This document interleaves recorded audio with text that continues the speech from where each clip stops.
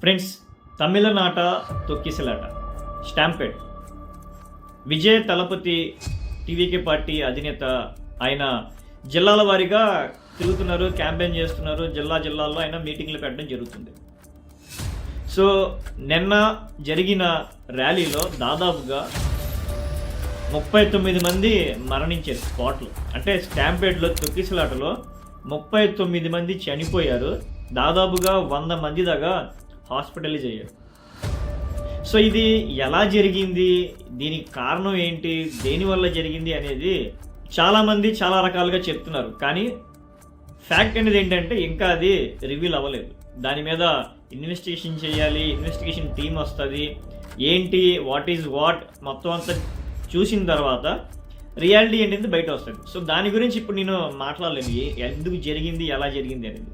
కానీ ఈ స్టాంపెడ్స్ ఎందుకు జరుగుతున్నాయి అనే దాని మీద నేను కొంచెం కంటెంట్ ఇవ్వగలను.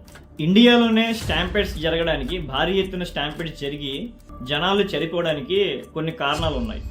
ఇండియాలోనే ఇంత భారీ ఎత్తున స్టాంపెడ్స్ జరగడానికి చాలా రీజన్స్ ఉన్నాయి. ఒకటి హ్యూమన్ మిస్టేక్స్, అంటే మనిషి తప్పిదాలు.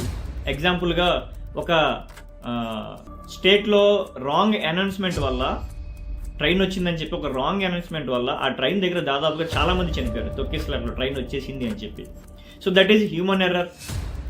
నెక్స్ట్, కుంభమేళాలో ఎక్కువగా ఫ్లోటింగ్ రావడం, అక్కడ బందోబస్తు కానీ సెక్యూరిటీ వైఫల్యం వల్ల అక్కడ స్టాంపెడ్ జరిగి చాలామంది భక్తులు చనిపోవడం. దాని తర్వాత అల్లు అర్జున్ గారి తొక్కిసలాటలో చనిపోవడం. రీసెంట్గా ఇప్పుడు విజయ్ తలపతి ర్యాలీలో భారీగా చనిపోవడం. 40 మంది అంటే it's not a joke friends. 40 మంది అంటే 40 కుటుంబాలు. ఇంకా 100 మంది హాస్పిటల్లో ఉన్నారు. సో వాళ్ళ పరిస్థితి ఎలా ఉంది ఏంటి అనేది గాడ్ సేవ్ చేయాలి వాళ్ళని. సో ఇక్కడ హ్యూమన్ ఎర్రర్స్ ఉన్నాయి. అనుకున్న దానికంటే ఎక్కువ జనాలు రావడము, జనాలు కంట్రోల్ చేయలేకపోవడము, ఎవరైతే పర్మిషన్స్ తీసుకుంటున్నారో ఆ పర్మిషన్స్ మించి అక్కడ ప్లేస్ ఉండకపోవడము, ఇలా చెప్పుకుంటా పోతే చాలా రీజన్స్ బయటకు వస్తూ ఉంటాయి. సో ఇక్కడ మారాల్సింది ప్రభుత్వాలు మారాలి, మనం కూడా మారాలి. ఒక వ్యక్తిని అభిమానిస్తున్నామంటే దానికి కొన్ని లిమిట్స్ ఉంటాయి.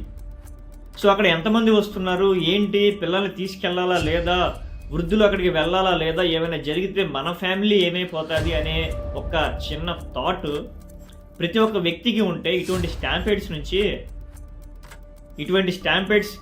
నుంచి తప్పించుకోవడమే కాదు, జరగకుండా మనం కంట్రోల్ చేయగలుగుతాం.